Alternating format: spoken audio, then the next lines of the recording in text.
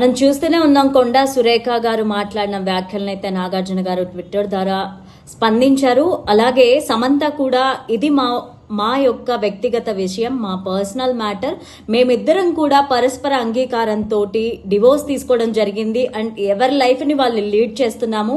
And ఒక మహిళగా మీరు ఒక ఆడపిల్ల విషయం వార్తల్లోకి తీసుకురావద్దు అండ్ రాజకీయాల్లోకి అయితే అస్సలు లాగద్దు. నేను రాజకీయాలకి ఎప్పుడూ అతీతంగా ఉంటానని శ్యామ్ కూడా స్పందించడం జరిగింది. సో సమంత గురించి, నాగ చైతన్య గురించి అండ్ కేటీఆర్ గారి గురించి కలిపి కూడా కొండా సురేఖ గారు వ్యాఖ్యలు చేయడం జరిగింది.